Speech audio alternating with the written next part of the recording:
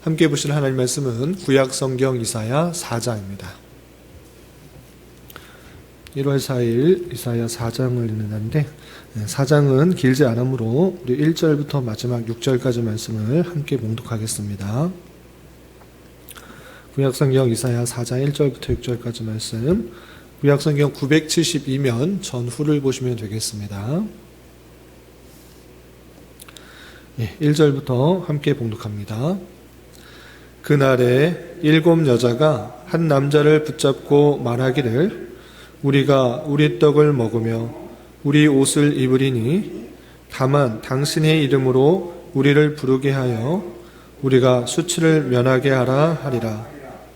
그날에 여호와의 싹이 아름답고 영화로울 것이요 그 땅의 소사는 이스라엘의 피난한 자를 위하여 영화롭고 아름다울 것이며 시온에 남아있는 자, 예루살렘에 머물러 있는 자, 곧 예루살렘 안에 생존한 자 중 기록된 모든 사람은 거룩하다 칭함을 얻으리니 이는 주께서 심판하는 영과 소멸하는 영으로 시온의 딸들의 더러움을 씻기시며 예루살렘의 피를 그 중에서 청결하게 하실 때가 됨이라. 여호와께서 거하시는 온 시온산과 모든 지폐 위에 낮이면 구름과 연기, 밤이면 화염의 빛을 만드시고 그 모든 영광 위에 덮개를 두시며 또 초막이 있어 낮에는 더위를 피하는 그늘을 지으며 또 풍우를 피하여 숨는 곳이 되리라. 아멘. 감사합니다. 오늘 말씀 읽기 본문은 이사야 4장입니다. 이사야 4장 1절과 2절을 보시면 시작하는 말이 그날에 되어 있습니다.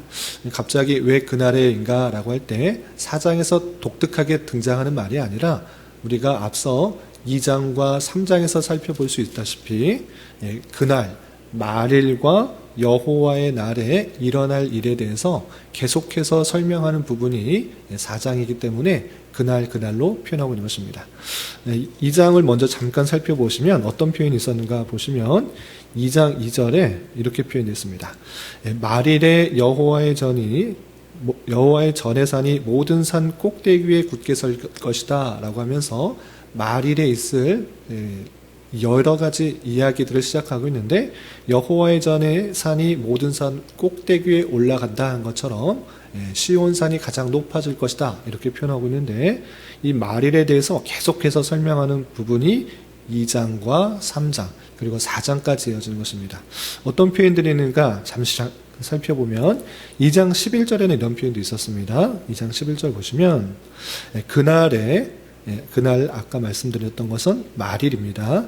눈이 높은 자가 낮아지며 교만한 자가 굴복되고 여호와께서 홀로 높임을 받으시라 이렇게 되어 있고 12절에서도 대저 만군의 여호와의 날이 모든 교만한 자와 거만한 자와 자고한 자에게 임하리니 그들이 낮아지리라 라는 표현. 또 17절에 그날에 자고한 자는 굴복되며 교만한 자는 낮아지고 여호와께서 홀로 높임을 받으실 것이요. 또 20절에 사람이 자기를 위하여 경배하려고 만들었던 은우상과 금우상을 그날에 두저지와 박주에게 던지고 라고 표현하였습니다. 이렇게 말일 또는 여호와의 날, 그날로 계속적으로 표현되고 있는 그 날이 언제인가 라고 할 때 1차적으로는 유다의 백성들이 바벨론으로부터 심판을 받는다는 것입니다. 그들이 자고하여서 하나님을 순종하지 않고 또 하나님의 말씀을 순종하지 않을 때 바벨론을 들어서 하나님께서 심판하는 그런 날이 1차적인 것입니다. 그런데 거기서 그치는 것이 아니라 그날은 한순간의 그 날이 아니라 시작되어서 계속되는 그 날을 전체 기간을 여호와의 날 또는 말일 그날이라고 표현된다고 말씀드렸습니다. 그래서 예수 그리스도께서 오셔서 시작될 그런 심판과 다시 회복의 날을 표현하고 있는 것이고 주님께서 다시 오셔서 완성시킬 그 날을 뜻하는 것이다 라고 말씀드렸습니다. 그래서 1차적인 것은 예루살렘이 심판받는, 바벨론에 의해서 심판받는 날일 뿐만 아니라 그것에 그치지 않고 예수님께서 오셔서 시작되어서 또 예수님께서 재림으로 완성된 그 전체 기간을 그 날이다 이렇게 표현한다 이렇게 표현하고 있습니다. 그래서 3장에서 보면 우리가 어제 살펴봤던 3장에서 보면 그날에 어떤 일들이 있는가라고 할 때 그들이 의지하고 있던 모든 것들을 다 제거하시겠다 이렇게 표현하고 있습니다. 그것은 1차적으로 바벨론을 들어서 하나님께서 예루살렘을 치셔서 예루살렘이 멸망하게 될 그 날을 이렇게 표현했던 것입니다. 그래서 3장에서는 어떤 표현이 있었냐면 1절에서 보시면 3장 1절 보라 주 만군의 여호와께서 예루살렘과 유다가 의뢰하며 의지하는 것을 제하여 버리시되 예루살렘과 유다가 의뢰하는 것, 의지하는 것 다 제거하시겠다 이렇게 표현하고 있는 것입니다. 그것은 1차적으로 바벨론에 의해서 예루살렘이 멸망하게 될 그때를 표현하고 있는 것입니다. 그래서 어떻게 하는가? 그가 의지하는 모든 양식과 그가 의지하는 모든 물과 용사, 전사, 재판관, 선지자, 복술자, 장로, 50부장, 귀인, 모사, 정교한 장인, 능란한 요술자를 다 제거할 것이다 이렇게 표현하고 있습니다. 그래서 그들이 의지했던 모든 하나님 외에 생각할 수 있는 모든 것들을 다 제거하겠다 이렇게 표현하고 있는 것입니다. 심판으로 말미암아 없어지게 될 것을 표현하고 있고 그렇게 모든 것들이 제하여져 버리니까 어떻게 되는가? 의지할 사람이 전혀 없고 아주 연약한 아이들이 고관으로 올라서고 아이들이 지도자로 설 수밖에 없는 그런 현상이 된 것입니다. 그래서 4절을 보시면 그가 또 소년들을 그들의 고관으로 삼으시며 아이들이 그들을 다스리게 할 것이다 이렇게 표현하고 있는 것입니다. 그래서 바벨론으로부터 예루살렘이 침략을 받아 성인 남자들이 다 없어지고 또는 포로로 끌려가서 아이와 여자만 남게 되는 그런 모습들을 표현하고 있는 것입니다. 그리고 어제 살펴봤던 3장에는 어떤 표현들이 있었는가라고 하면 지도자들, 그들이 의뢰할 만한 그 사람들이 부패하고 타락했다라는 것을 표현할 뿐만 아니라 여자들도, 백성들 중에 여자들도 정말 타락한 모습들, 하나님의 말씀을 사모하고 마음을 단장하며 또 정결과 성결 가운데 나아가지 못하고 이방인의 풍습에 따라 외적인 것에 치중하고 또 성적인 타락의 모습들을 보이는 그 모습들을 지적한 표현들이 있었던 것입니다. 그래서 16절에는 어떤 표현이 있었는가 보시면 16절 3장 16절입니다. 여호와께서 또 말씀하시되 시온의 딸들이 교만하여 느린 목 정을 통하는 눈으로 다니며 아기작거려 걸으며 발로는 쟁쟁한 소리를 낸다 하시도다 그랬습니다. 이 표현이 어제도 말씀드렸다시피 성적으로 남을 유혹하는 그런 모습이다. 오늘날로 좀 바꿔서 표현하면 여자들이 짧은 치마를 입으며 또각또각 다닌다. 일부러 그렇게 다닌다. 이런 식으로 표현할 수 있는 그런 모습인 것입니다. 그런 모습들, 그런 것이 성적인 그런 유혹의 모습들이 있을 뿐만 아니라 이방 사람들이 하는 모습을 그대로 다 따라하고 있는 모습들을 적나라하게 이렇게 그렸던 것입니다. 그래서 3장 18절 보시면 이렇게 표현하고 있습니다. 그 여인들의 모습들에 대해서 그들이 장식한 발목고리와 머리의 망사와 반달 장식과 귀고리와 팔목고리와 얼굴 가리개와 화관과 발목사슬과 띠와 향합과 호신부와 반지와 코고리와 예복과 겉옷과 목도리와 손주머니와 손거울과 세마포옷과 머리 수건과 너울을 제거하시리니 라고 하면서 그들이 치장하였던 다양한 것, 외적인 것들을 이방 사람들이 했던 다양한 풍습들을 그대로 본받아서 외적인 것만 꾸몄던 그 모습들 하나님께서 그 심판의 날에 다 제거하시겠다 이렇게 표현했던 것입니다.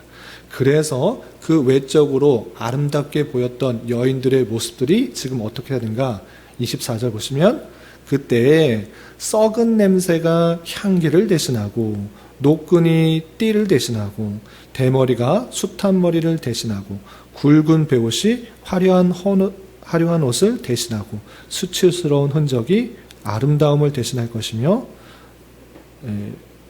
너희의 장정은 칼에 너희의 용사는 전란에 망할 것이며 라고 하면서 아름답게 꾸몄던 것, 그 모든 것들이 다 없어지고 수치스러운 몸을 가지게 될 것이다, 이렇게 표현할 것입니다. 그런 결과 4장 1절의 내용이 이어진 것입니다. 그래서 4장 1절 보시면 그날에 라고 시작하고 있는데, 이 그날은 하나님께서 1차적으로 심판하시는 날인 것입니다. 그래서 유대 백성이 바벨론에 의해서 심판을 받아, 침략을 받아 많은 것들이 황량하게 되고 여인들조차 부끄러움과 수치를 당하게 된 그 날에 있을 모습을 다음과 같이 요약한 것입니다. 그래서 어떻게 되는가? 결과적으로 7 여자가 한 남자를 붙잡고 말하기를 우리가 우리 떡을 먹으며 우리 옷을 입으리니 다만 당신의 이름으로 우리를 부르게 하여 우리가 수치를 면하게 하라 하리라 그랬습니다. 그냥 문자적으로 앞뒤 문맥 다 생략하고 이 문장을 보면 7 여자가 한 남자를 만나서 결혼해달라고 한다? 남자에게는 되게 좋은 것 같이 느껴지만 지금 그런 얘기를 하자는 것이 아닙니다. 앞에서 3장에서 어떤 얘기를 하고 있습니까? 그들이 의뢰하는 것 다 하나님께서 제거하시고 남자들, 성인 남자들은 다 없어지고 포로로 끌려가는 일도 있을 것이다. 여자들조차 화려했던 거 다 수치스럽게 만들겠다, 이렇게 말하고 있는 것입니다. 그리고 남자 장정들이 어떻게 된다고 했습니까? 칼에 또 전란에 망하게 된다라고 표현하고 있습니다. 그래서 성인 남자들이 극도로 줄어든 것입니다. 여자만 수치스러운 모습 가운데 겨우 살아남은 그 모습들을 표현하고 있는 것입니다. 그래서 남자가 한 명이고 여자가 많이밖에, 남자는 다 거의 없어지고 여자만 남았기 때문에 어떤 현상이 일어나고 있는 것입니까? 여자들이 남자에게 찾아가서 우리 수치 좀 면하게 해달라고, 우리 지금 부끄러운 모습들이 있는데 당신이 나를 책임져 주어서 결혼을 해 주어서 이 수치스러운 것을 면하게 해달라라는 것입니다. 특히 오늘날에서는 여자가 열심히 일하고 또 수고한 것에 따라서 보상을 받고 대가를 받지만, 옛날 우리나라도 마찬가지지만 구약시대에서는 여자가 스스로 돈을 벌 수가 없는 것입니다. 그렇기 때문에 남편에 의존하여서 생계를 유지할 수밖에 없었는데, 지금 남자들은 다 죽고 이제 겨우 남아있는 몇몇 남자들밖에 없었기 때문에 여자들이 지참금 이런 거 필요 없습니다. 혼수 필요 없습니다. 우리가 갖고 있는 떡, 우리가 먹고 우리가 옷을 갖고 있는 거 우리가 먹을 테니까 제발 우리의 수치를 면하게 해달라고 남자에게 찾아오는 그런 일이 있을 것이다, 이렇게 표현하고 있는 것입니다. 지금 무슨 말을 하고자 하는 것입니까? 그들이 생각하고 의지했던 것 다 하나님께서 심판하여서 황량하게 하고 남자들도 다 없어지게 하는 그런 놀라운 심판이 있을 것이다 라고 경고하고 있는 것입니다. 그런 줄 알아. 너희들이 참으로 의지하고 의뢰하고 있는 것들이 무엇인지 살펴보면서 하나님만을 의지하는 그런 삶을 촉구하고 있는 그런 말씀으로 되어야 될 것입니다. 그런데 이 날은 단순히 한순간이 아니라고 했습니다. 그냥 바벨론이 유다를 쳐들어와서 심판당하고 다 멸망하는 그 날을 말하는 것으로 끝나지 않는다고 했습니다. 예수님께서 오셔서 다시 한번 회복시키시고 또 죄를 사하시는 그 날까지도 포함하는 것입니다.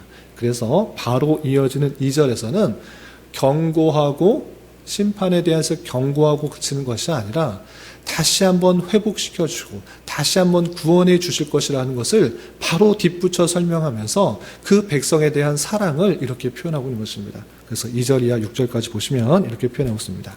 그날에 1절에서도 그날이라고 표현하고 있는데 2절에서도 그날로 시작하고 있습니다. 그런데 똑같은 날이라기보다는 다시 예수 그리스도께서 오시는 날을 설명하는 것을 알 수 있습니다. 왜 그렇게 설명할 수 있냐면 다음과 같이 기록되기 때문에 그렇습니다. 보시면 그날에 여호와의 싹이 아름답고 영화로울 것이요 라고 했습니다. 여호와의 싹 무엇이겠습니까?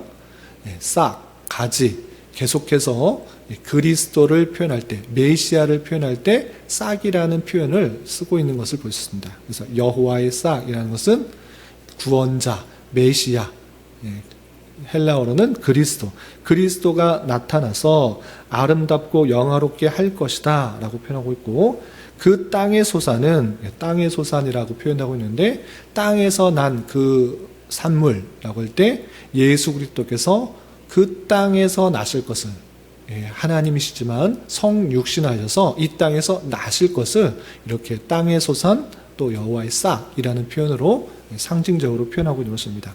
그 땅의 소산은 이스라엘의 피난한 자를 위하여 영화롭고 아름다울 것이다 라고 표현하고 있습니다. 그러니까 심판, 경고 이것에 그치는 것이 아니라 구원자를 계속적으로 설명하고 계시는 하나님의 사랑을 볼 수가 있는 것입니다. 그래서 싹이 나서 그 땅의 소산이 나서 영화롭게 되어서 어떻게 하시는가? 3절에서 보시면 시온에 남아있는 자, 예루살렘에 머물러 있는 자, 곧 예루살렘 안에 생존한 중 기록된 모든 사람은 거룩하다 칭함을 얻으리니 라고 표현하고 있습니다. 단순히 시온에 겨우 살아남은 자 또는 예루살렘에 머무르게 된 자 이렇게만 표현하고 있지 않고 거기에 있는 중에 기록된 모든 사람이다 라고 표현하고 있습니다. 성경에 보면 생명책에 기록된 자, 또 하나님의 그 생명책에 그 택하심을 받은 자, 이런 표현이 계속적으로 드러나고 있는 것을 볼 수 있습니다. 이미 하나님께서 선택하셔서 기록한 그 자에 대해서 그 구원이 분명히 선포되고 있다는 것을 볼 수 있습니다. 이렇게 시온과 예루살렘에 남아있는 자 중에 기록된 모든 사람은, 그 중에 하나님께서 택하신 그 백성들은 거룩하다 칭함을 얻을 것이다 이렇게 예언하고 있는 것입니다. 심판에 그치지 않고 여전히 하나님을 붙들며 예루살렘과 시온에 남아있어서 하나님의 택함을 받은 그 자는 하나님께서 거룩하다 칭함을 받을 것이다. 계속적으로 예루살렘에 있으려고 하고 시온에 붙어 있으려고 하고 하나님께 나아가려고 하는 그러 자는 거룩하다 칭함을 받을 것이다. 이렇게 표현하고 있는 것입니다. 그리고 4절 보시면 이는 왜 그런가 하면 주께서 심판하는 영과 소멸하는 영으로 시온의 딸들의 더러움을 씻기시며 예루살렘의 피를 그 중에서 청결하게 하실 때가 됨이라 라고 하면서, 심판하는 영, 소멸하는 영은 다른 영이 아니라 성령인 것입니다. 주께서 성령을 통하여서 시온의 딸들, 그 백성들의, 하나님의 택하신 백성들의 죄를 다 씻겨주실 것이다 라고 표현하고 있는 것입니다. 그들의 다양한 죄가 있음에도 불구하고, 죄가 없다라고 표현하지 않고 죄가 있음에도 불구하고 예루살렘에 남아있고 시온에 남아있고 이곳이 살 길이다 생각하여서 그를 붙들려고 할 때 주께서 예수 그리스도를 통하여 이 땅에 오신 것을 붙들려고 하는 그 모습들, 성령을 통하여 그 모든 죄를 씻겨주신다 이렇게 표현하고 있는 것입니다. 자기의 힘과 능력으로가 아니라 주께서 성령을 통하여서 그 모든 죄를 씻겨주심으로 말미암아 그들이 거룩하게 된다라고 표현하고 있는 것입니다. 이렇게 주의 생명책에 기록된 자는 성령께서 죄를, 예수 그리스도의 피를 힘입어 죄를 씻겨주시고 또 거룩하게 하는, 의롭다 하게 하시는 놀라운 은혜가 있을 것을 계속적으로 예언하는 말씀을 볼 수 있습니다. 그리고 그냥 거룩하게 되었다 라고 그치는 것이 아니라 그 숱한 어려움과 환난 그리고 핍박 속에서도 주님께서 그 기록된 자를 지켜 보호하시겠다라고 약속하시는 것입니다. 어떤 약속들이 있는가? 5절과 6절에서 보시면 여호와께서 거하시는 온 시온산과 모든 지폐 위에 낮이면 구름과 연기, 밤이면 화염의 빛을 만드시고 그 모든 영광 위에 덮개를 두시며 또 초막이 있어 낮에는 더위를 피하는 그늘을 지으며 또 풍우를 피하여 숨는 곳이 되리라 라고 표현하고 있습니다. 그냥 거룩하게 하시고 끝난 것이 아니라 그 폐허가 된 것 같은 그런 곳에 주님께서 함께 계셔서 낮에는 구름과 연기로서 밤이면 화염의 빛으로 그들을 보호하신다. 또 초막을 지어서 낮에는 더위를 피하는 그늘을 만들어 주실 것이고 또 비바람을 피하는 숨는 곳이 되어 주시겠다라고 주님께서 말씀해 주고 계시는 것입니다. 이렇게 하나님께서 그 기록된 자, 택하신 받은 자, 그를 끝까지 지켜보아시는 하나님의 놀라운 사랑을 표현하고 있는 모습을 우리는 집중해야 될 것입니다. 그런데 여기서 한 가지 자세하게 살펴볼 표현이 있습니다. 그것은 무엇인가? 단순히 주님께서 우리의 구름기둥과 불기둥이 되어주시고 피난처가 되어주신다, 초막이 되어주신다 이렇게만 표현하지 않고 그 5절 표현을 보시면 이렇게 되어 있습니다. 5절 초반절에 보시면 여호와께서 거하시는 온 시온산과 모든 지폐 위에 라고 표현했습니다. 여호와께서 거하시는 온 시온산 모든 지폐 위에 주님께서 그렇게 해주시겠다라고 표현하고 있습니다. 물론 주님께서 우리의 피난처가 되어주시고 또 의지할 분이 되어주시며 구름기둥과 불기둥으로 지켜보아하시는 분이시지만 그것에서 그치지 않고 모든 지폐 위에라는 표현이 있는 것입니다. 모든 모임, 그 모임 가운데 함께 해주시겠다라고 표현하는 그 말씀을 살펴볼 때 이것이 단순히 하나님에 대해서 그렇게 하신다는 것에 그치지 않고 하나님의 이름으로 모이는 모든 집회 위에 하나님께서 함께 하시겠다라는 그 표현으로 우리가 받아들일 수 있는 것입니다. 그러면 이것이 어떻게 적용될 수 있는 것입니까? 우리가 주님의 이름을 부르고 주님의 이름께 영광을 돌리기 위해서 모이는 모든 모임, 교회로 모이고 교회로 모여서 예배를 드리는 그 모임 가운데 하나님께서 함께 해주셔서 은혜를 주시겠다, 지켜보아시겠다 이렇게 표현하는 것으로 우리가 받아들일 수 있는 것입니다. 그렇기 때문에 주님께서 이미 2000년 전에 이 약속에 따라 오셔서 십자가에 달려 돌아가심으로 말미암아 우리의 죄를 모두 사해 주셨고 우리는 거룩하게 된 자이므로 더욱더 어떤 것에 힘써야 되는가라고 할 때 주님을 더욱더 의지해야 되는 것, 마땅히 해야 될 것이고 주님의 이름으로 모이는 모든 집회 위에 주님께서 함께 하심을 믿고 교회로 모일 때 또 교회로 모여서 여러 가지 행할 때 주님께서 함께 하심을 믿고 또 우리를 통하여서 하나님께서 우리 안에 주님께서 거하심을 믿고 우리 안에서 하나님의 놀라운 보호하심과 사랑과 능력들, 은혜들이 드러나길 힘써야 될 것입니다. 그래서 내 안에 주님께서 거하시고 우리 안에 주님께서 거하시는 줄 알아 우리를 통하여서 참된 성도들이 쉼을 얻고 힘을 얻고 위로를 얻을 수 있는 그런 공동체가 되기를 힘써야 될 것입니다. 2024년도 교회 표회를 주님과 동행하며 서로에게 힘과 위로가 되는 공동체라는 표를 정해봤습니다.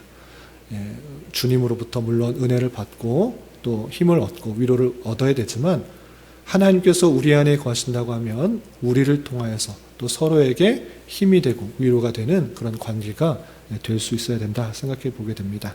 주님께서 우리를 통하여서 또 이 교회 공동체를 통해서 또 쉼을 얻고 또 피난처가 될 수 있는 그런 공동체가 되어주기를 힘써 기도하며 내가 그렇게 행할 수 있는 자가 되어야 될 것입니다.